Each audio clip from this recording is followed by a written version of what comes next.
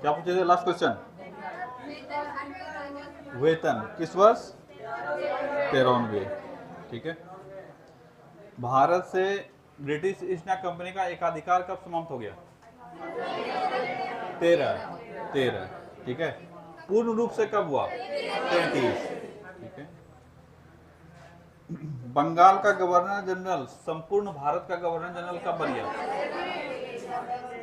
उद्घाटन किसने किया इस पद का? William Bentinck. ठीक है। 1833 के अधिनियम के किस धारा के तहत है? क्वेश्चन पूछेंगे तब ना जी, पहले जवाब दोगे। क्वेश्चन आउट हो गया। ये तो हो गया इस यूनिवर्सिटी का बच्चा, पहले आंसर लिख देंगे, जो क्वेश्चन आए उसका आंसर यही होगा। तुम लोग भी करता था क्या? ग्रेजुएशन में बहुत बच्चा गेस्ट पेपर लेके आता है, पेपर मिल जाता है पहले, वो लिख देगा पूरा आंसर, क्वेश्चन जो भी आए उसका आंसर यही होगा। क्या हुआ? एक आध क्वेश्चन कंफर्म होता है। देखो यही वो बच्चा है। कल 1853 खत्म कर चुके थे ना? ठीक है। 61 तक हो गया था। पहली बार भारत में प्रतियोगी परीक्षा की शुरुआत कब हुई? 53। इसकी अनुशंसा कब की गई थी पहली बार? 33 में। ठीक है। अंतिम चार्टर अधिनियम कब आया? अच्छा, फर्स्ट दिन जैसे सुना होगा, कितना सारा ईयर याद रहेगा क्या? क्या लग रहा है अभी तक जो पढ़े हुए याद है? एक बार फटाफट देखते हैं। सबसे पहले हम लोग क्या पढ़े थे? 1773, उसके बाद 81, उसके बाद 84, उसके बाद 86, उसके बाद 94, उसके बाद 13।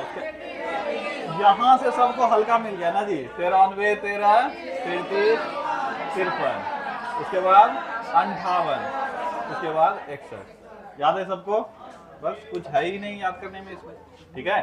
तो किस वर्ष भारत में पोर्टफोलियो प्रणाली लागू किया गया? 1861। किस वर्ष भारत में कैबिनेट व्यवस्था लागू किया गया? 1861। बोले थे कैबिनेट व्यवस्था के तहत ही पोर्टफोलियो व्यवस्था भी लागू हुआ। किस वर्ष भारत में मंत्रिमंडलीय व्यवस्था लागू किया गया? 61। सब एक ही है। चल, गवर्नर जनरल को वीटो पावर कब मिला? 86। अध्यादेश जारी करने का 61। ये सब एकदम इंपॉर्टेंट है जो याद नहीं चाहिए। देखो 5 मिनट लगेगा, पूरा रिवीजन हो जाता है फटाक से। चलो आज हम लोग अब पढ़ेंगे 1873, 1876, 1892, 1909, 1919, यहां तक पढ़ेंगे। इसके बाद एक बचेगा 1935। मतलब कल ये चैप्टर तुम्हारा हो जाएगा समाप्त। तो धीरे धीरे तुम देखोगे भारतीयों को भी इसमें शामिल किया जाएगा। लेकिन उससे पहले ये एक बीच में एक अनुच्छेद पारित, मतलब क्या बोलते हैं इसको, अधिनियम पारित करता है, जिसके तहत ईस्ट इंडिया कंपनी को पूरी तरह से ये समाप्त करता है। एक बार रिकॉल करो थोड़ा सा। ईस्ट इंडिया कंपनी से सत्ता हम छीन सकते हैं, ये किस अधिनियम में पारित करवाया था? 53 में, और 58 में छीन लिया। लेकिन अभी भी ईस्ट इंडिया कंपनी है। अब कहा तुम्हारा कोई काम है नहीं, जाओ घर, रिटायरमेंट दे देते हैं। तो 1873 में एक कानून पारित हुआ कि अब ईस्ट इंडिया कंपनी को रखने का कोई आवश्यकता नहीं है, ईस्ट इंडिया कंपनी को ही हम क्या करते हैं? खत्म कर देते हैं। ठीक है। तो 73 में कानून पारित हुआ और 74 में ईस्ट इंडिया कंपनी को विघटित कर दिया। तो तुम्हारे लिए ये इंपॉर्टेंट है कि ईस्ट इंडिया कंपनी को विघटित कब किया गया, यानी उसको खत्म कब कर दिया गया? कब किया गया? 1874। 1873 के एक्ट में सरकार को ये पावर दिया गया कि आप ईस्ट इंडिया कंपनी को खत्म कर सकते हैं। और ईस्ट इंडिया कंपनी को खत्म किस वर्ष कर दिया गया? 1874। और ये एग्जाम में कई बार पूछा है कि ईस्ट इंडिया कंपनी को पूर्णतया भंग कब किया गया? कब किया गया? 74 में। ईस्ट इंडिया कंपनी से सत्ता कब छीन लिया गया? कब छीना गया? 58 में। कब छीना गया था? 58। 3-4 बात ही है जिसको अच्छे से याद रखना है। ईस्ट इंडिया कंपनी को हिस्ट्री में फिर से पढ़ाएंगे, जो यहाँ जैसे सुने रहोगे तो वहां फिर से रिकॉल हो जाएगा सारा चीज। 3 बात हम फिर से बता देते हैं। ईस्ट इंडिया कंपनी, 4 बात, 3 बात नहीं, 4 बात। ईस्ट इंडिया कंपनी का गठन कब हुआ? 1600 ईस्वी में। कब हुआ? 1600 ईस्वी। एकदम अलग से उसको दिमाग में एक स्लॉट बनाओ, एक फाइल बनाओ, सेव करना। ईस्ट इंडिया कंपनी का स्थापना 1600 ईस्वी। ईस्ट इंडिया कंपनी का स्थापना 1600 ईस्वी। ईस्ट इंडिया कंपनी स्थापना के साथ भारत तुरंत नहीं आया, इसको आने में थोड़ा समय लगा। तो भारत में ये कब आया? 1608 ईस्वी में। कब आया? 1608 ईस्वी में। भारत में कब आया? 1608। 2 ईयर याद हुआ। ईस्ट इंडिया कंपनी का स्थापना 1600। भारत आया 1608, ये 2 पॉइंट हो गया। भारत में वो करने लगा बिजनेस, क्या करने लगा? बिजनेस। लेकिन धीरे धीरे इंटरेस्ट कहां जगने लगा उसका? राजनीति में। और पहला घटना जिसने राजनीति में हस्तक्षेप करने का मौका दिया 1757 का प्लासी युद्ध। कौन सा? 1757 का प्लासी युद्ध। देखो 1600 में स्थापना, 1608 में भारत आगमन, उसके बाद इतना दूर तक ये शासन किया। 1757 में राजनीति में हस्तक्षेप करने का मौका। ठीक है, जो शब्द हम बोल रहे हैं इस शब्द को अच्छे से समझोगे तभी ये एग्जाम में जब क्वेश्चन आएगा तो कर पाओगे। ठीक है, कि 1757 में राजनीति में हस्तक्षेप करने का मौका, अभी एंट्री नहीं हुआ है, राजनीति में हस्तक्षेप करने का मौका मिला। लेकिन कुछ ही साल के बाद 1764 में राजनीति में एंट्री, क्या हो गया? राजनीति में एंट्री, भारतीय सत्ता में डायरेक्ट एंट्री हो गया ईस्ट इंडिया कंपनी का। किस वर्ष? 1764। अब यहां से यह राजनीति करने लगा। कौन करने लगा राजनीति? East India company. अब इस राजनीति को दबाने के लिए कौन आया ऊपर से? ब्रिटिश हुकूमत। और पहली बार कंट्रोल करने का प्रयास कब किया गया? 1773 में। ठीक है, लेकिन फिर भी शासन सत्ता इसी के पास है। अब यहां से लेकर यहां तक ये शासन सत्ता कर रहा है।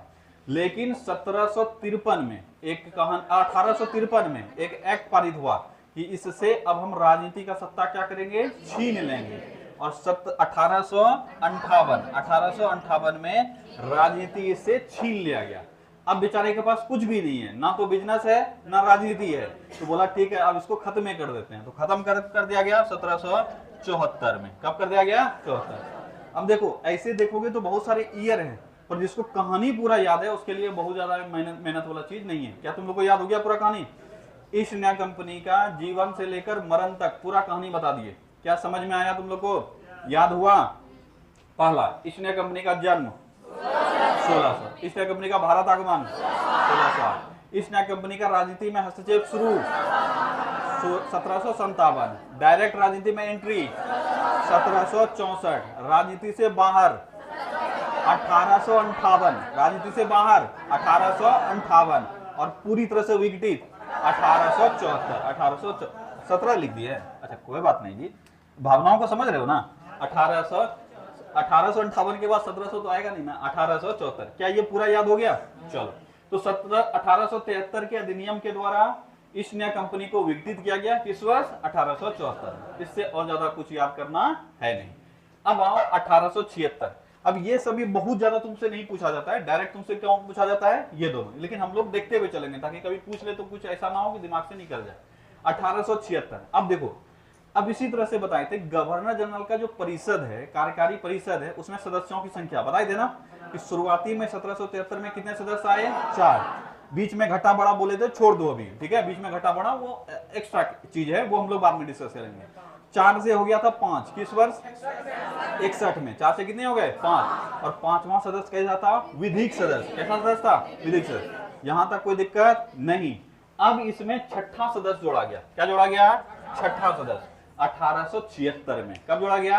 1876। फिर से रिपीट करते हैं। 1773 में कितने सदस्य का प्रावधान हुआ? 4। 1861 में कितने सदस्य हो गए? 5।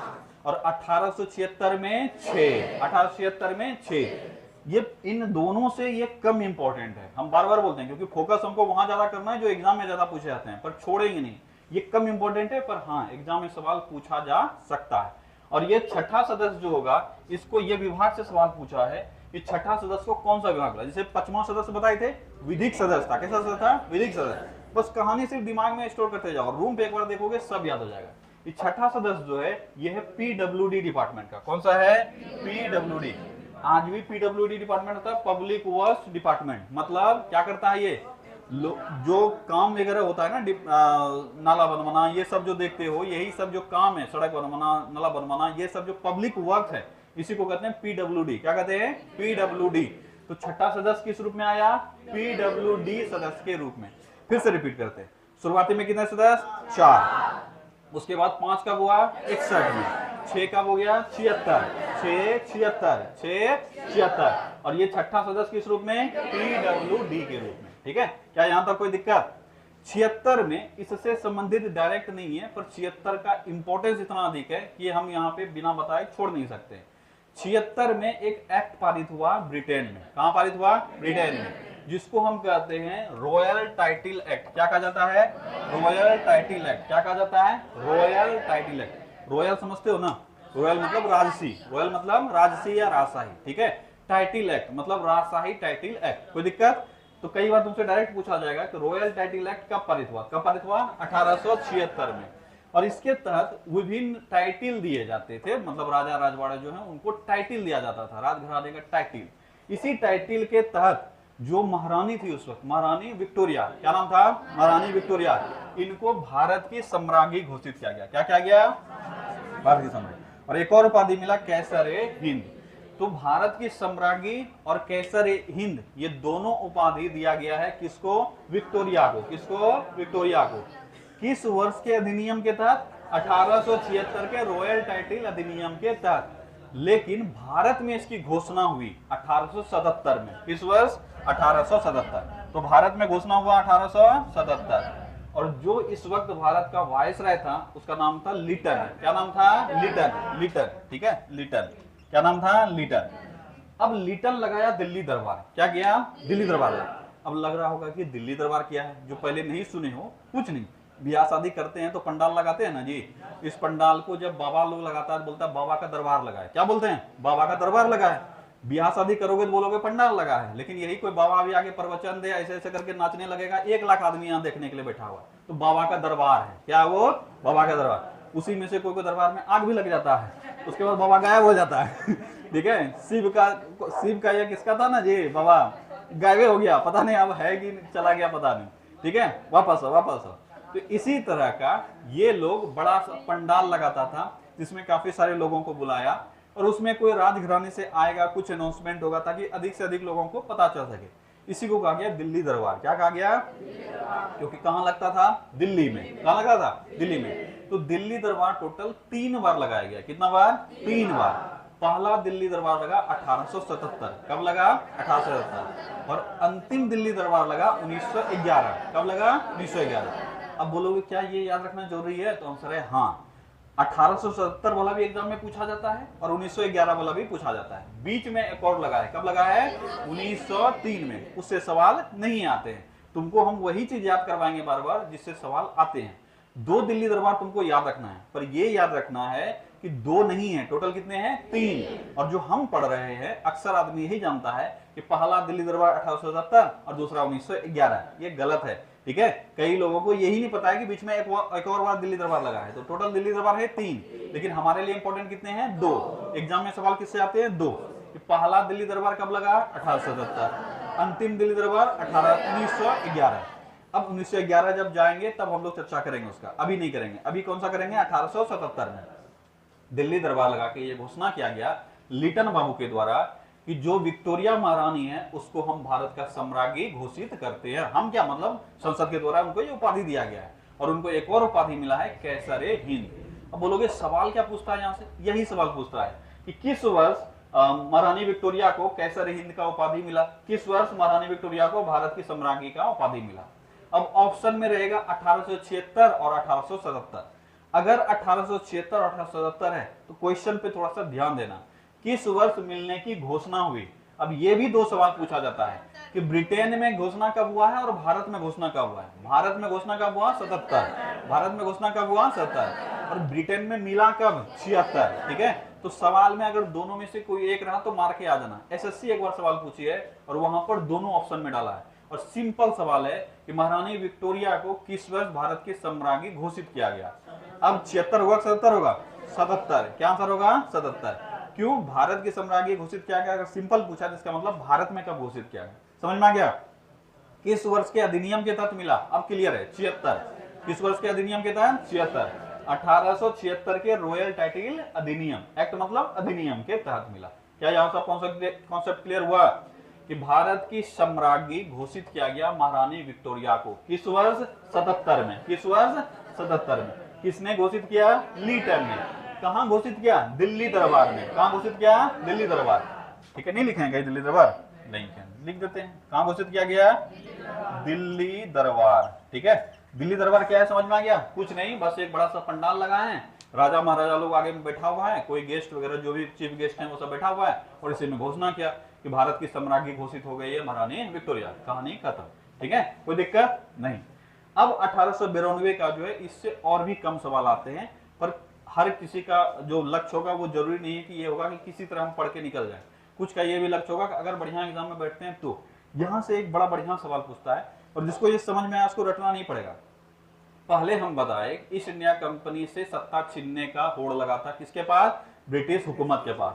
ब्रिटिश हुकूमत ने सत्ता छीन लिया, अब ये उनके पास जिम्मेवारी है कि हम भारतीयों को खुश कैसे करें, और भारतीयों को खुश करने का एक ही उनके पास पहलू लगा कि हम धीरे धीरे राजनीति को खोले। क्या करें? राजनीति को खोले, और राजनीति को खोलने के लिए सबसे बेस्ट तरीका है चुनाव। क्या है? चुनाव। अगर हम किसी आदमी को किसी पद पर बैठाते हैं और हम ही सेलेक्ट कर रहे हैं, मेरा ही इच्छा अनुसार चल रहा है, तो क्या सभी जनता खुश हो पाएगी? नहीं। पर तुम्हारे बीच से अगर कोई चुना के आता है तो तुम लोग बोलोगे हाँ ठीक है, ये तो जिसका जो किस्मत चुना गया तो चुना गया, एक्सेप्ट कर लोगे तुम। तो अगर पूछा जाए कि राजनीति में भारतीयों को तो अभी बात चर्चा नहीं हुआ है, लेकिन राजनीति को खोलने का प्रयास पहली बार किस वर्ष किया गया? किस वर्ष? 1892 में। और इसीलिए एक टर्मिनोलॉजी का इस्तेमाल किया जाता है जो कि बीपीएससी पूछी है पिछली बार, और किसी अन्य एग्जाम में पूछा सकता है, दरोगा वगैरह का या ग्रेजुएशन वगैरह का कोई भी लेवल का एग्जाम दोगे वहां के लिए बड़ा इंपॉर्टेंट है। और नोट्स में ये लाइन ऐड कर लेना कि पहली बार प्रतिनिधि एवं लोकप्रिय तत्वों को समाविष्ट करने का प्रयास किस वर्ष के अधिनियम में किया गया? ये नोट्स में एक लाइन ऐड कर लेना कि किस वर्ष के अधिनियम में पहली बार प्रतिनिधि एवं लोकप्रिय तत्वों को समाविष्ट करने का प्रयास किया गया।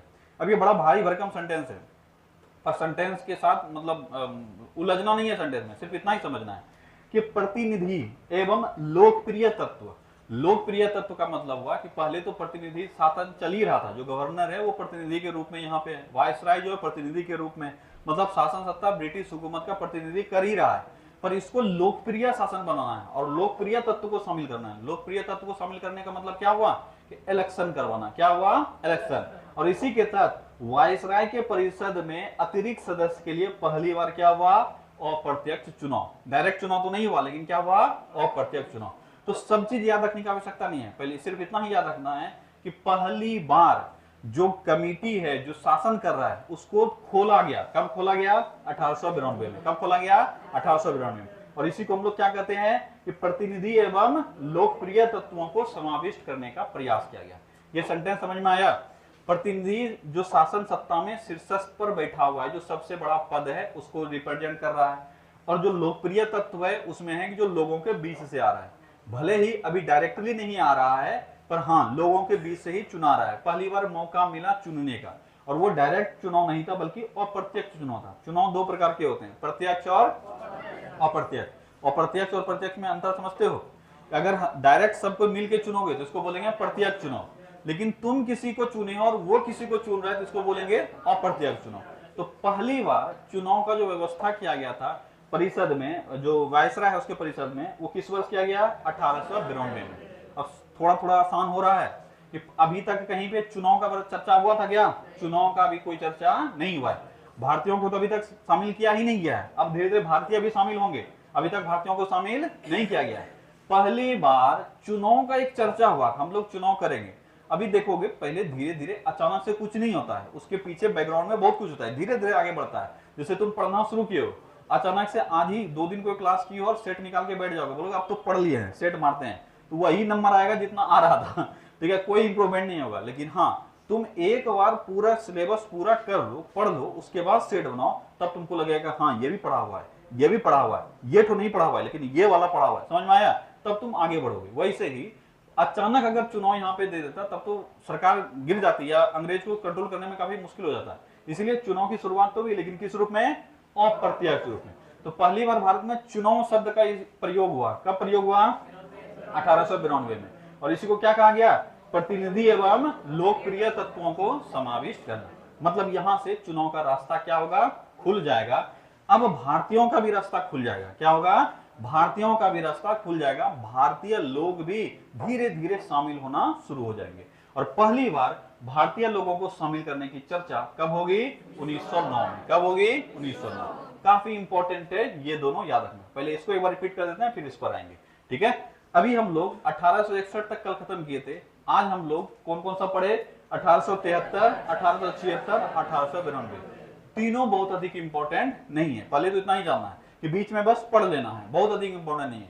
लेकिन तीन एक एक फैक्ट है तीनों से, वो याद रखना है कि 1873 के एक्ट के तहत ईस्ट इंडिया कंपनी को विघटित करने का प्रपोजल लाया गया और 1874 में इसको विघटित कर दिया गया। 1876 में छठा सदस्य जोड़ा गया, 1876 में छठा सदस्य जोड़ा गया और छठा सदस्य किस रूप में? पीडब्ल्यूडी। 1876 में एक काम हुआ, क्या काम हुआ? महारानी विक्टोरिया को भारत की सम्राज्ञी घोषित की गई और उनको कैसर हिंद की उपाधि मिली। तो एक्ट वैक्ट को मारो गोली, इतना ही सिर्फ तुमको याद रखना है फिलहाल, मतलब फर्स्ट राउंड में। महारानी विक्टोरिया को भारत की सम्राज्ञी कब घोषित की गई? महारानी विक्टोरिया को कैसर हिंद की उपाधि कब मिली? तो आंसर क्या होगा? 1877। क्या आंसर होगा? 1877। किस एक्ट के तहत? 1876 के रॉयल टाइटल एक्ट के तहत। ठीक है। 1892 में क्या किया गया? प्रतिनिधि शासन को लोकप्रिय तत्व के साथ समाविष्ट करने का विचार आया। यानी इन शॉर्ट एक वर्ड में अगर बोले तो इलेक्शन का एंट्री, मतलब चुनाव का एंट्री। तो पहली बार चुनाव का एंट्री किस वर्ष हुआ? 1892। अब एग्जाम में अगर क्वेश्चन आया तो इसको ध्यान से अगर पढ़ोगे तो ये चीज समझ में आ जाएगा किसके बारे में चर्चा कर रहा है। बस ये सेंटेंस तुमको एक दो बार दिमाग में रखना है, क्योंकि हो सकता है कि यही सेंटेंस अगले किसी एग्जाम में क्या हो जाए? रिपीट हो जाए। बहुत अधिक जोर नहीं डालना। अब आओ 1909 और 1919, इसको बड़ा बढ़िया से याद रखना, इसके हर एक लाइन से सवाल तुमसे पूछा जाता है। ठीक है। 1909 का अन्य नाम पहले पूछा जाता है। अब देखोगे धीरे धीरे देखो नाम में भी परिवर्तन हो रहा है। यहां से देखना 1892 से भारत परिषद अधिनियम है। अब क्या लागू होने लगा? भारत परिषद अधिनियम। जो भारत में परिषद है उसके द्वारा ये सब कानून बनाया जा रहा है, इसलिए इसका क्या नाम पड़ा? भारत परिषद अधिनियम। इससे पहले जो कानून बन के आते थे वो ब्रिटेन से बन के आते थे, लेकिन अब जो कानून बन रहा है वो कहां बन रहा है? भारत में बन रहा है, इसलिए क्या नाम पड़ा? भारत परिषद अधिनियम। उसी तरह से 1909 का भी क्या होगा? भारत परिषद अधिनियम। और 1919 का भी क्या होगा? भारत परिषद अधिनियम। कोई दिक्कत नाम में नहीं। 1909 में दो तीन बात है जिसको अच्छे से याद रखना। 1909 जो अधिनियम आया इसको हम लोग मार्ले मिंटो सुधार के नाम से जानते हैं। क्या जानते हैं? मार्ले मिंटो सुधार। ठीक है, मार्ले, ठीक है, मार्ले मिंटो सुधार। ठीक है, मार्ले मिंटो सुधार। अब क्या है ये मार्ले मिंटो सुधार? कुछ नहीं, दो आदमी हैं, एक का नाम क्या है? मार्ले और दूसरे का नाम है मिंटो। कौन है ये दो आदमी जो इतना फेमस हो गया? हाँ, इस तरह का दो नाम है, ध्यान से सुनो, इस तरह का दो नाम है, मार्ले मिंटो और मॉन्टेग्यू चेम्सफोर्ड। 1909 वाला मार्ले मिंटो और 1919 वाला मॉन्टेग्यू चेम्सफोर्ड। ध्यान देना। अब जैसे जो हिस्ट्री नहीं पढ़ी उसका उसको थोड़ा सा दिक्कत होगा, लेकिन इतना सा याद करवा देंगे कि याद हो जाए तुमको। ठीक है। गवर्नर वगैरह का हम लोग चर्चा कर रहे थे, पूरा लिस्ट है। हिस्ट्री जब पढ़ाएंगे तो वो लिस्ट याद करवाएंगे। अभी फिलहाल लिस्ट याद नहीं करना है, जो मुख्य है उसको याद करना है। उसी में से एक है मिंटो। कौन है? मिंटो। ठीक है। और एक यहाँ पे आएगा, नीचे आओगे तो यहाँ पे आएगा चेम्सफोर्ड। क्या आएगा? चेम्सफोर्ड। तो दो हो गया वाइसराय। कौन हो गया? वाइसराय। इसका चर्चा बाद में करेंगे, पहले इसका चर्चा करते हैं। तो इस मार्ले मिंटो में से मिंटो कौन है? वाइसराय। 1858 में एक नया पद सृजित हुआ था जिसको कहते थे सचिव। क्या कहते थे? सचिव। और सचिव बोले थे कि कहीं ज्यादा चर्चे में नहीं आएगा, बस बैठा रहेगा, सबसे बड़ा पद है, बैठा हुआ है। चर्चे में जो भी काम करने के चर्चे में रहेगा वो वाइसराय ही रहेगा। कौन रहेगा? वाइसराय। तो सचिव बन के बैठा हुआ है। हम लोग कभी पढ़ते भी नहीं है सचिव कौन है। जिस पद में भले ही वो सर्वोच्च पद हो पर पद का कोई काम नहीं है, वो लोकल में कोई काम नहीं करेगा, क्या उसको कोई पहचानेगा? क्या नहीं पहचानेगा। वैसे सचिव को ना तो हम पहचानते ना उसमें में कोई पहचानता था। ठीक है। लेकिन कहीं पर अगर उसका नाम आ गया है तो हमको सिर्फ जानना है। तो मिंटो तो हो गया वाइसराय। कौन हो गया? वाइसराय। तो मार्ले कौन है? सचिव। एक बार एग्जाम में पूछ लिया कि मार्ले मिंटो में, या सॉरी 1909 में सचिव के पद पे कौन था। अभी रटना नहीं है, ये यहीं पे आया था इसलिए पूछा। तो मार्ले कौन है? सचिव। और मिंटो कौन है? वाइसराय। उसी तरह से मॉन्टेग्यू चेम्सफोर्ड में चेम्सफोर्ड कौन है? वाइसराय। और मॉन्टेग्यू कौन है? सचिव। अब ये भी याद लग रहा होगा कि याद कैसे करेंगे कि सचिव कौन है, हमको तो याद है ये नहीं है कि कौन वाइसराय कौन पूछे। कुछ नहीं, पहले दिन बताए थे, मतलब जब पढ़ा रहे होंगे उसी दिन बताए होंगे कि सचिव और वाइसराय में पावरफुल पद कौन है? सचिव। क्योंकि वाइसराय किसको रिपोर्ट कर रहा है? सचिव को। अब अगर मान लो दो आदमी का नाम लिखा जा रहा है, पद अलग अलग पद का, तो पहले किसका आएगा? बड़ा पद या छोटा पद? बड़ा पद आएगा, ऑब्वियस है। तो बड़ा पद इसमें से कौन हो जाएगा? मॉन्टेग्यू। और मॉन्टेग्यू कौन होगा? सचिव। उसी तरह से यहाँ बड़ा पद कौन है? मार्ले का। और मार्ले क्या है? सचिव। छोटा पद है वायसराय, तो ये हो गया मिंटो। पहले नाम क्लियर हो गया कि 1909 के भारत परिषद अधिनियम को अन्य किस नाम से जाना जाता है? मार्ले मिंटो सुधार। तो कई बार तो इतना हल्का सवाल पूछता है कि मार्ले मिंटो सुधार किस वर्ष आया? क्या पूछा जाता है? मार्ले मिंटो सुधार किस वर्ष आया? 1909 में। अब कई लोगों को ये लग रहा होगा कि सुधार का क्या मतलब है, कोई लॉजिक नहीं है, वो अपने से बोला। ठीक है, हम तुमको एक बोतल दारू रोज पिलाएं और बोलें आपके बेटा को हम ताकतवर बना रहे हैं, तो गार्जियन को लगेगा बना रहा होगा, लेकिन हम पिला क्या रहे हैं? दारू। तो ताकतवर तो नहीं बनेगा, लेकिन हाँ दरपिया भले बन जाएगा। ठीक है, ठीक वैसे ही हम इसको नाम दे देते हैं, हम इसका हेल्थ इंप्रूवमेंट कर रहे हैं। क्या कर रहे हैं? Health improvement. ठीक है, उसी तरह से नाच रहा था ये लोग भारत को, और नाम किसका दे दिया? सुधार का। बस उसके नजर में सुधार होगा, पर हमारे नजर में सुधार नहीं था।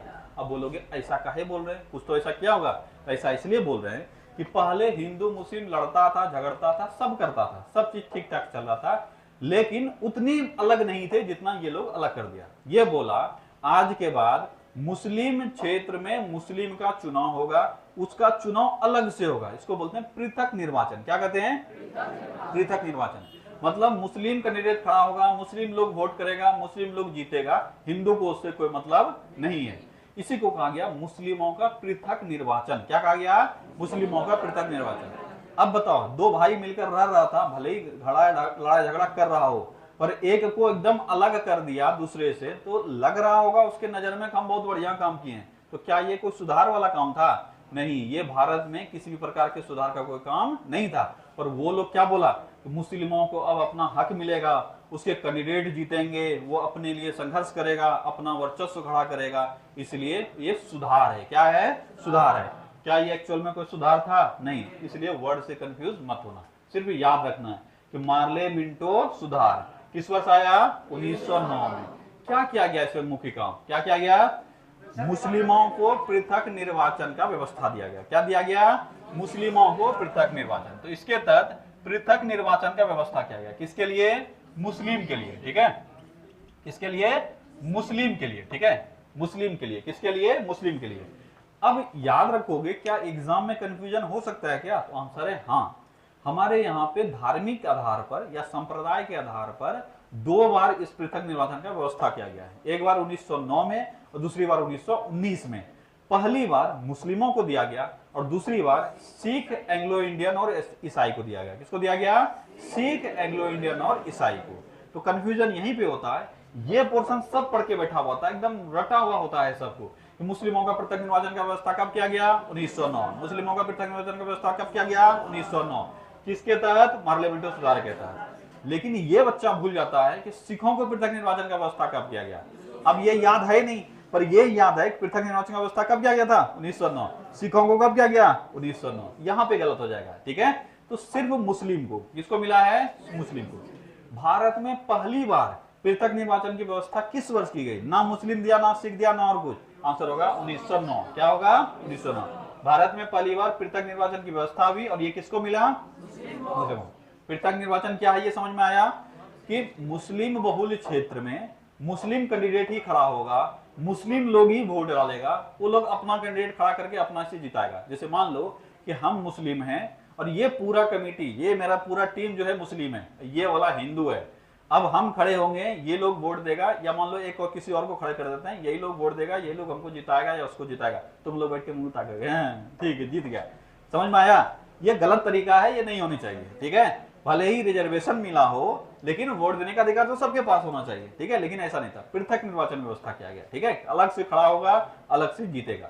क्या आज भी इस तरह का व्यवस्था है क्या? आंसर है नहीं, इस तरह की व्यवस्था नहीं है। आज रिजर्वेशन भले हैं, ओबीसी को रिजर्वेशन है, एसटी एससी को रिजर्वेशन है, हमारे यहाँ रिजर्वेशन है, यानी उस क्षेत्र में वैसे जैसे मान लो ये पूरा एसटी एससी है, सिर्फ इतना ही जनरल है, तो अगर ये लोग खड़ा हो गया तो कभी हम लोग का भला होने नहीं देगा। ठीक है, तो हम लोग को क्या करना होगा? अपने बीच से किसी को खड़ा करना होगा। तो हमको दे दिया एक रिजर्वेशन कि आप अपने बीच से किसी को खड़ा कीजिए, पर ऐसा नहीं हो सकता कि ये लोग वोट नहीं डालेगा। ये लोग भी क्या करेगा? वोट डालेगा। हम चार आदमी खड़े हुए हैं, चारों ओबीसी हैं, पर ये लोग जनरल है, पर फिर भी ये लोग वोट करेगा। हो सकता है उस चारों में से कोई एक बढ़िया हो ये लोग की नजर में, उसको वोट करेगा। तो ये हो गया रिजर्वेशन, जो कि आज भी है, लेकिन इस समय में क्या किया गया था, पृथक निर्वाचन की व्यवस्था। किसके लिए, मुस्लिमों के लिए। कोई दिक्कत नहीं। इसके बाद पहली बार भारतीय का राजनीति में एंट्री होना शुरू हुआ। किसका एंट्री होना शुरू हुआ, भारतीयों का। तो याद रखोगे, वायसराय के कार्यकारी परिषद में भारतीय को नियुक्त किया गया। परिषद, वायसराय के कार्यकारी परिषद में शुरुआती में कितने सदस्य, 4, फिर कितने हो गए, 5, अब कितने हो गए, 6। इस 6 में से एक सदस्य अब भारतीय हो सकता है। क्या हो सकता है, भारतीय। तो पहली बार भारतीय सदस्य के रूप में चुने जाने वाले कौन हैं और कब चुने गए, ये दोनों तुम्हारे लिए इंपॉर्टेंट है।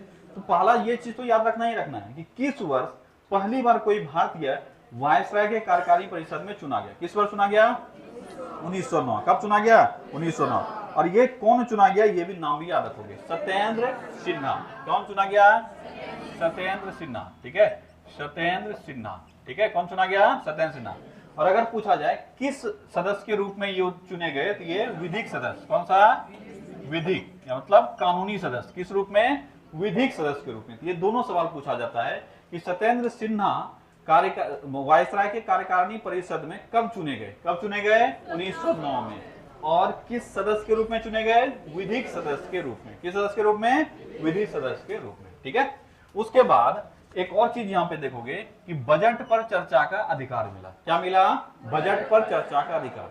पहली बार बहुत सारे टर्म एंड कंडीशन के साथ बजट पर थोड़ा सा बात विचार करने के लिए परमिशन मिला था। कब, 1892 में। कब मिला था, 1892। लेकिन यहां पर बहुत ज्यादा कोई चर्चा नहीं होता था।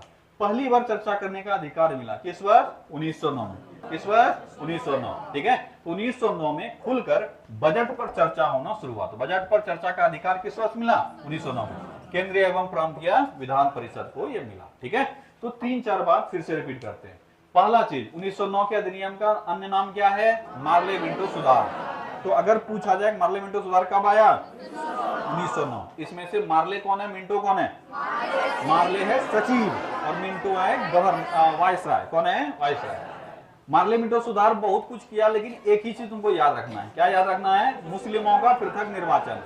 इस पूरे टॉपिक से ये सवाल ऐसा सवाल है जिसको तुम छोड़ नहीं सकते हो। हम बार बार बोलते हैं ना, पीछे हम लिखाएंगे फिर, ऐसा सवाल जिसको छोड़ नहीं सकता है, वो 100% याद होना चाहिए।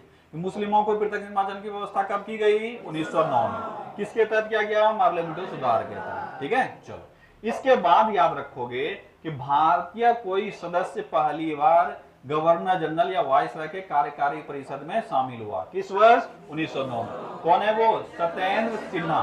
किस सदस्य के रूप में, विधिक सदस्य के रूप में। ठीक है, बजट पर चर्चा, खुले चर्चा का परमिशन मिला किस वर्ष, 1909। एक सवाल और बढ़िया सवाल पूछा जाता है, इसको याद रखोगे कि अगर पूछा जाए कि सारे अधिनियम में से सबसे कम समय अवधि के लिए कौन सा अधिनियम लागू हुआ, कौन सा होगा, 1909। कौन सा, सबसे कम अवधि के लिए लागू रहने वाला अधिनियम कौन सा है, 1909।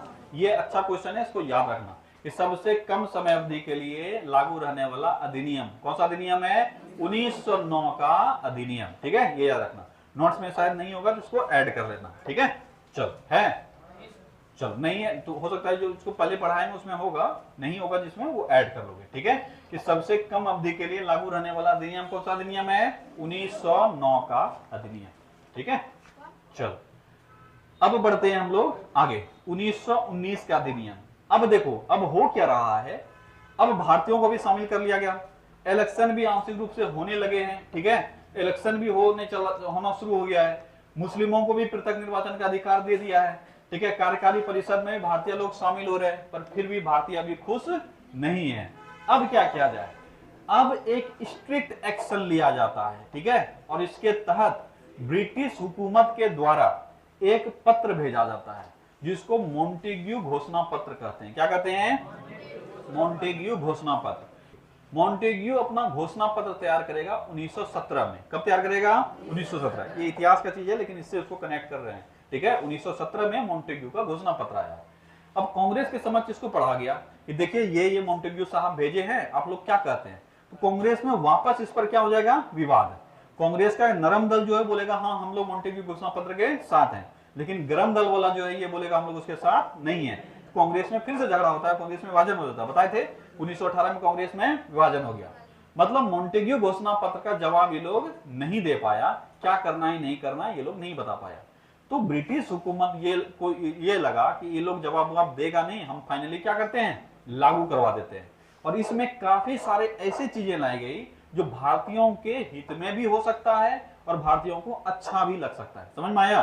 तो पहली बार सत्ता में एक बड़ा परिवर्तन लाने का प्रयास किया गया था। किस वर्ष? 1919। सत्ता मतलब हस्तांतरण वाला नहीं, राजनीति में बदलाव लाने का प्रयास किया गया था। कब किया गया था? 1919। काफी सारी चीजें की गई है इसमें। कब किया गया है? 1919, जिसको क्या कहा गया? मॉन्टेग्यू चेम्सफोर्ड सुधार। मॉन्टेग्यू चेम्सफोर्ड सुधार। एक बार सवाल पूछा है इससे कि मॉन्टेग्यू चेम्सफोर्ड सुधार या 1919 का भारतीय परिषद अधिनियम किस वर्ष के मॉन्टेग्यू घोषणा पत्र पर आधारित है? किस वर्ष? 1917। किस वर्ष का? 1917। तो साइड में नोट्स में कहीं लिख लेना, ठीक है? ये अधिनियम 1917 के मॉन्टेग्यू घोषणा पत्र पर आधारित है, ठीक है? 1919 का जो भारतीय परिषद अधिनियम है उसमें लिखोगे कि ये अधिनियम 1917 के मॉन्टेग्यू घोषणा पत्र पर आधारित है। तो दो सवाल यहां से क्लियर हो गया कि मॉन्टेग्यू घोषणा पत्र किस वर्ष आया? 1917 में। और उसी पर आधारित अधिनियम किस वर्ष बनाया गया? 1919 में, ठीक है? फिर से बोले, क्या बोले थे? यह अधिनियम 1917 के मॉन्टेग्यू घोषणा पत्र पर आधारित है। मॉन्टेग्यू घोषणा पत्र पर आधारित है। मॉन्टेग्यू घोषणा पत्र पर आधारित है। अब अगर ये लग रहा है कि मॉन्टेग्यू घोषणा पत्र क्या है, कुछ नहीं, मॉन्टेग्यू साहब सचिव हैं, वो एक पत्र लिखे हैं, बड़ा सा एकदम 50-60 पन्ना का एक डाटा बना के भेजे हैं, हम आपके यहाँ ऐसे ऐसे शासन करेंगे, इस प्रकार से शासन करेंगे, हम शासन में ये बदलाव चाहते हैं, आप लोग सोच समझ के बताइए। किसको भेजा गया? कांग्रेस को। किसको भेजा गया? कांग्रेस को। और कांग्रेस को इस पर विचार करना था, लेकिन कांग्रेस कर लिया झगड़ा, आपस में ही विचार कर नहीं पाया, जिस कारण से वो पत्र का जवाब लोग नहीं दे पाया। तो जब जवाब ही नहीं दिया, बोला ठीक है जैसा है वैसा ही लागू कर देते हैं। तो लागू किस वर्ष कर दिया? 1919। क्या ये पॉइंट क्लियर हो गया? दो सवाल इसका बड़ा अच्छे से याद रखना। मॉन्टेग्यू चेम्सफोर्ड सुधार किस वर्ष हुआ? 1919 में। किस वर्ष हुआ? 1919। मॉन्टेग्यू घोषणा पत्र किस वर्ष आया? 1917 में। किस वर्ष आया? 1917। ठीक है, चलो अब आते हैं इसमें हुआ क्या क्या। 3-4 बात है जिसको एकदम गांठ बांध के याद कर लो कि ये याद करना ही करना है। पहला पॉइंट है भारत में द्वैध शासन की शुरुआत। अब हम बोले थे उस समय में कि वहां पर जो द्वैध शासन बता रहे हैं और ये द्वैध शासन बता रहे हैं, दोनों में अंतर क्या है। वहां पर गवर्नर जनरल के परिषद को हम लोग देख रहे थे सिर्फ, पर यहां पर हम राजनीति को देख रहे हैं केंद्र और प्रांत के आधार पे। किस आधार पे देख रहे हैं? केंद्र और प्रांत। तो 3 सवाल है इस जगह, ठीक है? कहीं साइड में सवाल इसको अच्छे से लिख लेना, ठीक है? एक जगह पे तीनों, क्योंकि इससे सवाल आता ही आता है। 3 सवाल है इस जगह। प्रांत में द्वैध शासन की शुरुआत लिख लो, जहां सवाल लिखते हो वहां पर। प्रांत में द्वैध शासन की शुरुआत। प्रांत में द्वैध शासन की शुरुआत। प्रांत में द्वैध शासन की शुरुआत लिखो। प्रांत में द्वैध शासन की शुरुआत। आंसर तुम लोग को खुद करना है, ठीक है? खाली क्वेश्चन लिखो। प्रांत में द्वैध शासन की शुरुआत। दूसरा लिखो, एक मिनट, प्रांत में द्वैध शासन की शुरुआत, ठीक है? लिख लिया? चलो दूसरा क्वेश्चन लिखो। दूसरा क्वेश्चन लिखो, केंद्र में द्वैध शासन की शुरुआत। केंद्र में द्वैध शासन की शुरुआत। केंद्र में द्वैध शासन की शुरुआत, ठीक है? केंद्र में द्वैध शासन की शुरुआत। और तीसरा पॉइंट लिखो। तीसरा पॉइंट, प्रांत में द्वैध शासन का अंत।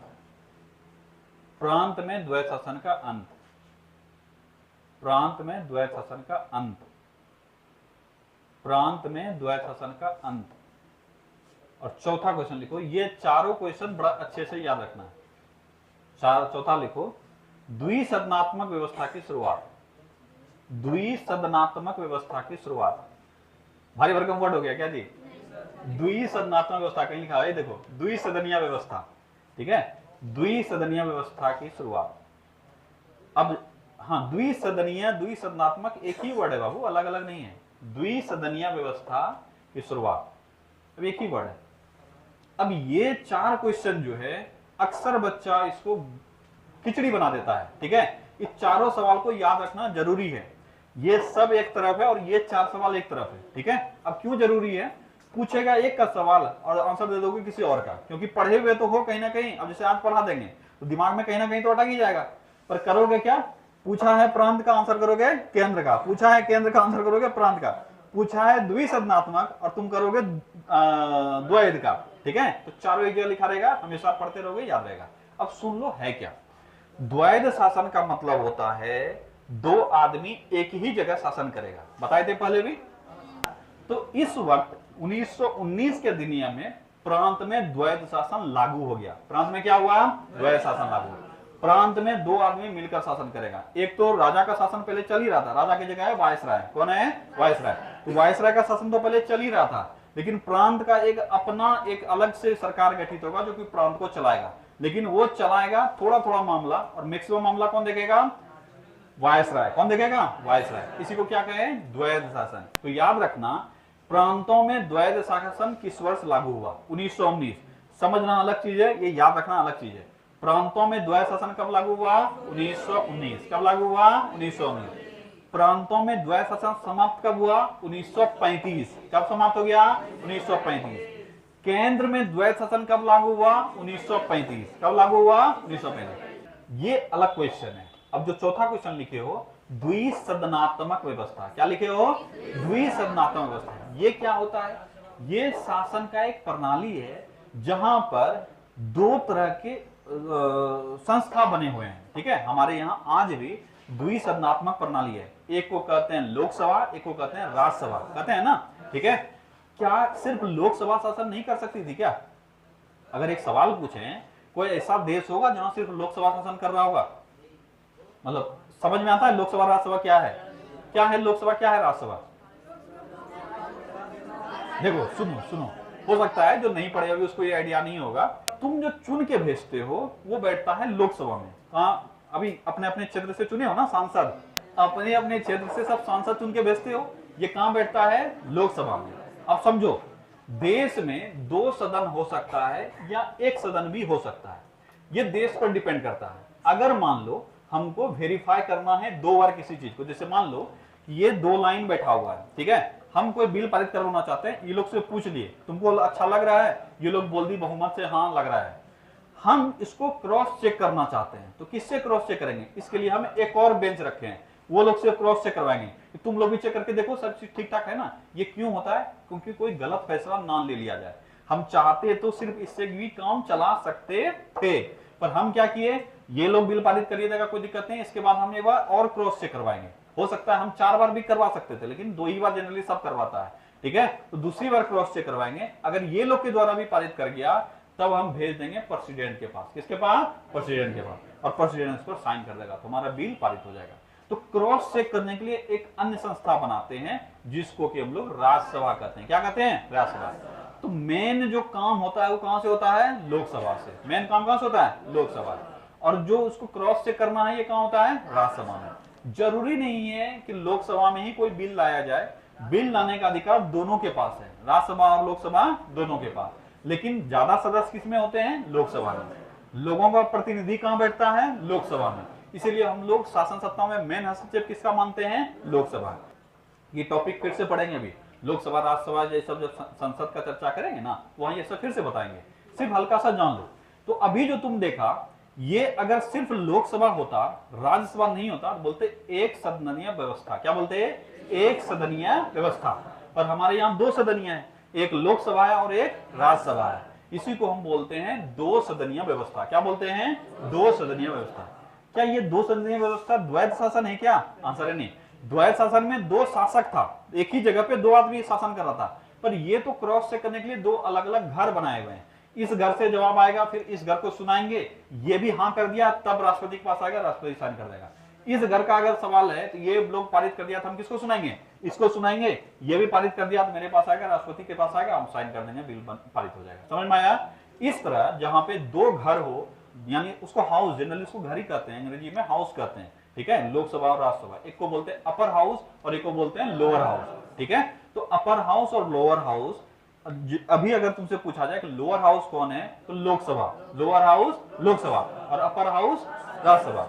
हिंदी में इसको कहते हैं निम्न सदन और उच्च सदन। क्या कहते हैं? निम्न सदन और उच्च सदन। तो निम्न सदन कौन होगा? लोकसभा। उस सदन कौन होगा? राज्यसभा। इसी वर्ड से आया सदन। क्या आया? सदन। और यही हम लोग कहे द्विसदनीय व्यवस्था। क्या बोले? द्विसदनीय व्यवस्था। तो क्या आज भी भारत में द्विसदनीय व्यवस्था है क्या? आंसर है हाँ।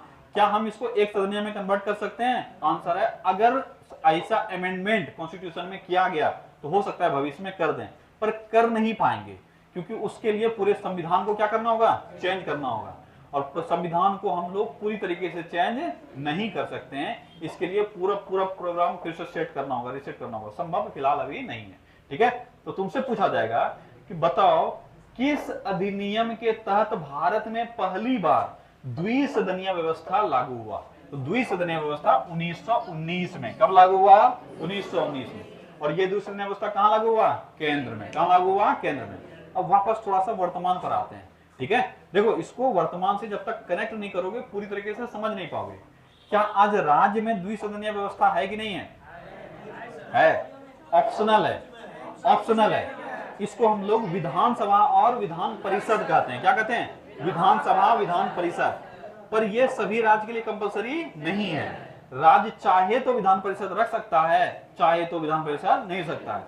भारत में मात्र 6 ऐसे राज्य हैं जो विधान परिषद रखा है, रेस्ट बोला है विधान परिषद उनको नहीं चाहिए।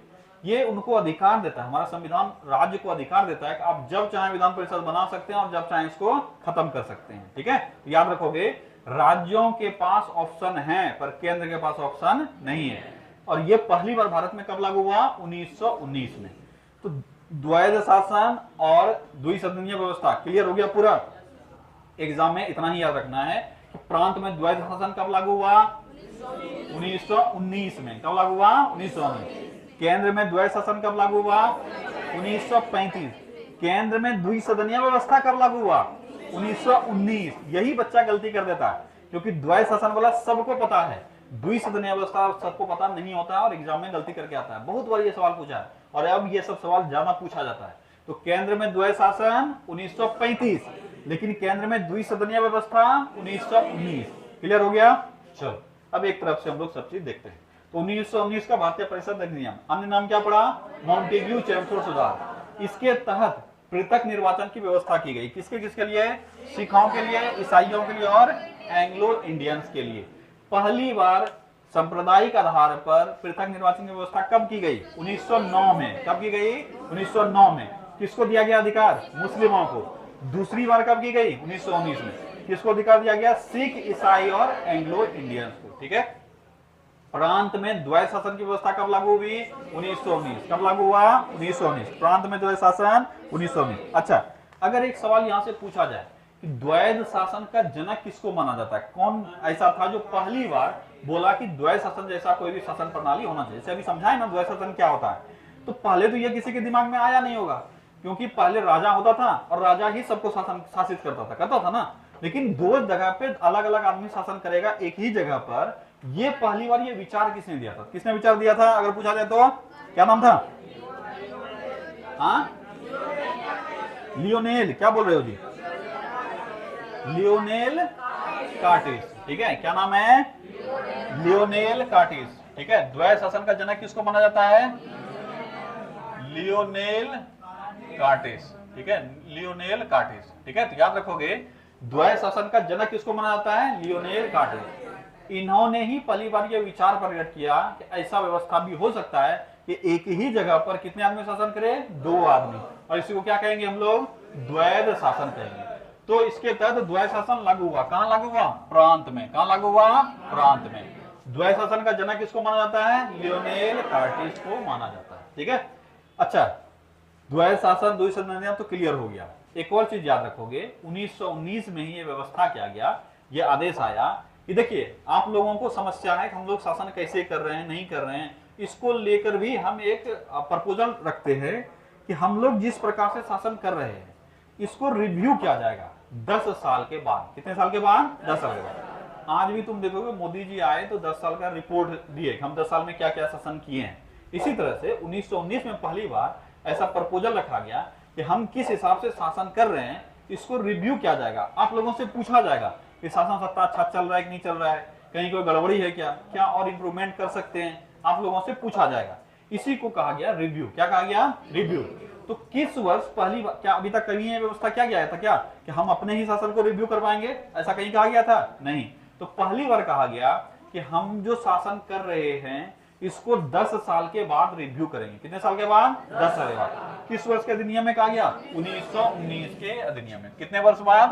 10 साल बाद। तो 1919 के बाद कितना वर्ष बाद रिव्यू होना चाहिए था? 29 में। लेकिन हुआ क्या, 29 में चुनाव होना था ब्रिटेन में। 29 में क्या होना था? तो गड़बड़ हो जाता, सत्ता परिवर्तन हो जाता, फिर क्या होता नहीं होता, तो गड़बड़, मतलब साल बड़ा डिस्टर्ब रहता है, चुनाव का साल तुम देखते हो। इसीलिए ये लोग 10 साल होने से पहले ही भेज दिया एक टीम को, और इसी को हम कहते हैं, क्या कहते हैं? Simon commission. नाम सुने हो ना सभी साइमन कमीशन का?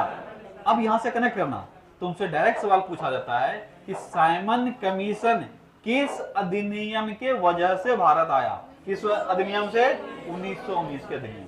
बोला था 1919 का अधिनियम जो हम लागू कर रहे हैं इसको 10 साल के बाद रिव्यू करेंगे, और रिव्यू करने के लिए एक टीम जाएगा। उसी टीम का नाम था साइमन कमीशन। क्या नाम था? Simon commission. आना था उसको 1929 में, लेकिन चुनाव के कारण पहले ही भेज दिया। कब भेज दिया? 28 में। कब भेज दिया? 28 में। अब इसीलिए तो आदमी झगड़ा किया उससे, इसीलिए तो उसको विरोध किया उसका।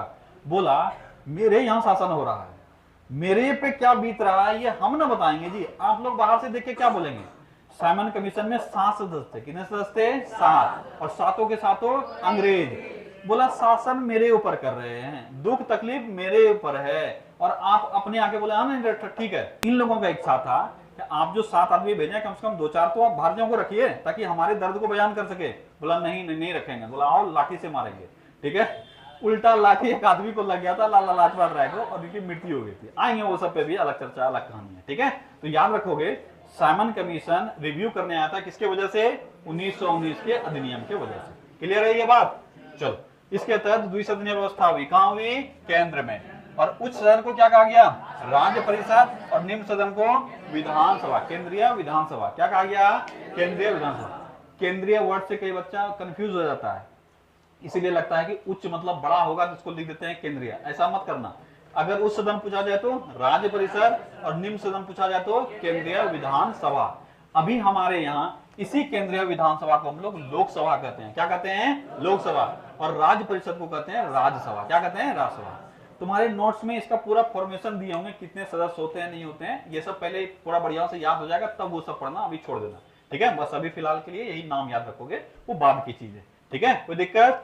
इसी के तहत भारत में पहली बार लोक सेवा आयोग के गठन की चर्चा की गई। लोक सेवा आयोग, जानते हो लोक सेवा आयोग क्या होता है? हमारे यहाँ लोक सेवा आयोग के तहत अभी 2 जगह काम होता है। एक होता है यूपीएससी वाला जो देखते हो, और एक होता है बीपीएससी वाला, देखते हो ना? तो राज्य में जो है बीपीएससी जिसको कहते हैं, इसको बोलते हैं राज्य लोक सेवा आयोग। क्या कहते हैं? राज्य लोक सेवा आयोग। और जो केंद्र में होगा उसको बोलेंगे केंद्र लोक सेवा आयोग। तो केंद्र लोक सेवा आयोग के लिए जो सदस्य चुनता है वो है यूपीएससी, और राज्य लोक सेवा आयोग के लिए सदस्य चुनता है वो है बीपीएससी। तो राज्य का सर्वोच्च प्रशासनिक अधिकारी जो चुने जाएंगे वो किससे चुने जाएंगे? राज्य लोक सेवा आयोग से। किससे? राज्य लोक सेवा आयोग से। और केंद्र का जो चुनेगा वो चुनेगा केंद्र लोक सेवा आयोग। इस लोक सेवा आयोग का गठन भारत में भी किया जाना चाहिए, इसकी अनुशंसा किसने किया था? 1919 के अधिनियम में। अगर ये सवाल आया तो ये मैक्सिमम बच्चा को समझ में नहीं आता क्वेश्चन पूछा क्या है। तो याद रखोगे पहली बार लोक सेवा आयोग के गठन की चर्चा 1919 में की गई थी, लेकिन अगर पूछा जाए कि लोक सेवा आयोग के गठन के लिए एक कमीशन का गठन हुआ, कुछ लोग उसमें शामिल हुए जो कि ये बताता कि हाँ करना है कि नहीं करना है, उस कमीशन का नाम था ली कमीशन। क्या नाम था? ली कमीशन। तो किस कमीशन के सिफारिश पर?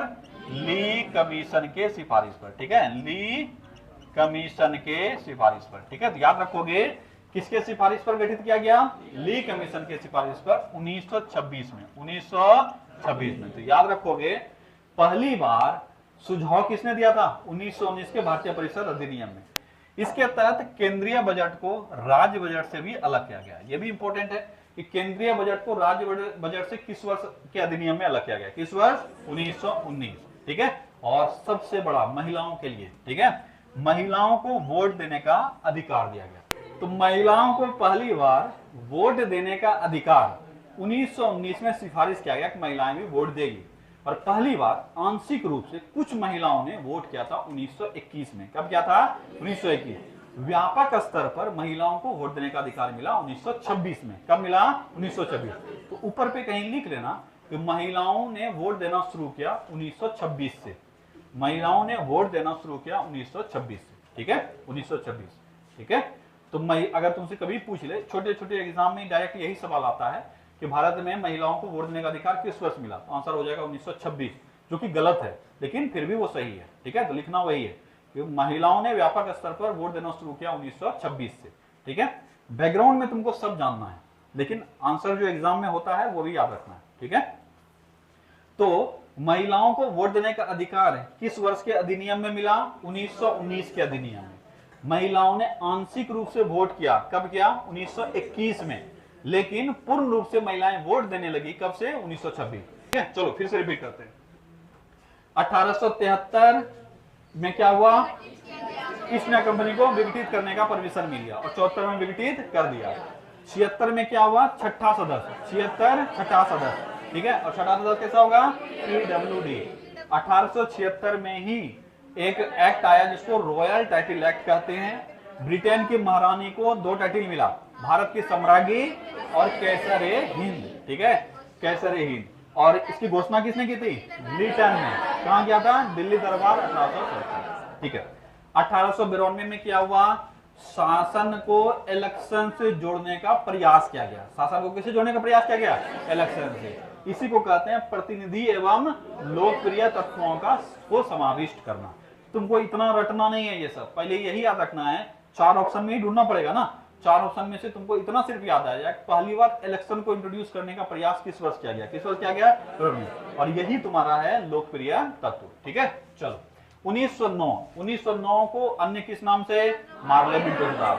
मार्ले मिंटो सुधार का एक ही काम याद रखना है, वो क्या काम है? मुस्लिमों के लिए पृथक निर्वाचन, ठीक है, ये मुख्य रूप से। इसके बाद याद रखना है कि पहली बार किसी भारतीय को वायसराय के कार्यकारी परिषद में शामिल किया गया। वो कौन है? वो है सत्येंद्र सिन्हा, किस विधिक सदस्य के रूप में। और बजट पर चर्चा का अधिकार मिल गया, ठीक है। सबसे कम अवधि के लिए लागू होने वाला अधिनियम 1909 का अधिनियम, ठीक है। अब आ जाओ 1919 का भारतीय परिषद अधिनियम। अन्य नाम मॉन्टेग्यू चेम्सफोर्ड सुधार। किस वर्ष के मॉन्टेग्यू घोषणा पत्र पर आधारित है? 1917 के मॉन्टेग्यू घोषणा पत्र। इससे द्वैध शासन कहां लागू हुआ? केंद्र में या प्रांत में? तो प्रांत में। द्विसदनीय व्यवस्था कहां लागू हुआ? केंद्र में। द्वैध शासन प्रांत में खत्म कब कर दिया जाएगा? कल जो पढ़ोगे 35। प्रांत में द्वैध शासन खत्म कब हो गया? 35, जो कि आज नहीं पढ़ रहे हो, कल पढ़ोगे। 35 के अधिनियम के साथ खत्म हो जाएगा। और केंद्र में द्वैध शासन कब लग जाएगा? 35, ठीक है। चलो, जो द्विसदनीय व्यवस्था है वो केंद्र में 19 में लगेगा, जिसमें से 2 सदन, एक को कहेंगे उच्च सदन और एक को कहेंगे निम्न सदन। तो जो उच्च सदन होगा वो होगा राज्य परिषद, और निम्न सदन जो होगा केंद्रीय विधानसभा। केंद्रीय विधानसभा भी किस रूप में है? लोकसभा के रूप में। और राज्य परिषद किस रूप में? राज्यसभा के रूप में। पहली बार महिलाओं को वोट देने का अधिकार किस वर्ष के अधिनियम में सिफारिश किया गया? 1919 में। किस वर्ष महिलाओं ने पहली बार वोट दी थी? 1926, लेकिन आंशिक रूप से पहली बार कब दी थी? अच्छा, ये क्यों नहीं पूछा जाता है? पहला बार जो महिला हिस्सा ली थी वो दक्षिण भारत में कहीं पे कोई लोकल चुनाव हुआ तो मात्र 15 महिला वोट दी थी। कितने महिलाएं? 15 महिला। तो धो चला, इसको छोड़िए दो, ठीक है, इसलिए छोड़ देता है। तो लेकिन हमको याद रखना है कि आंशिक रूप से वोट कब दी थी? 21। लेकिन 26 वाला डाटा भूल नहीं सकते हो, 26 वाला तो 100% एक लाइन में याद रखना है, ठीक है।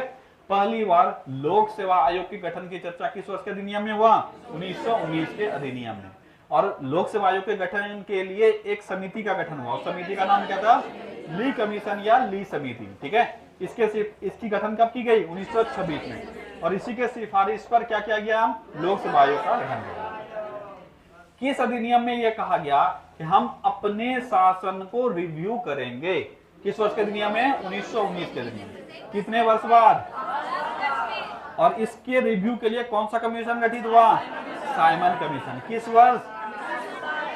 अच्छा, गठित अगर पूछेगा, सुन लो, साइमन कमीशन वाला सब पढ़ाएंगे जब हिस्ट्री वाला पढ़ाएंगे, तो अभी सिर्फ देखो जो जो लिंक हो रहा है ना उसको दिमाग में थोड़ा थोड़ा जगह देते जाना, ताकि दोबारा जब सुनो तो रिकॉल हो जाए।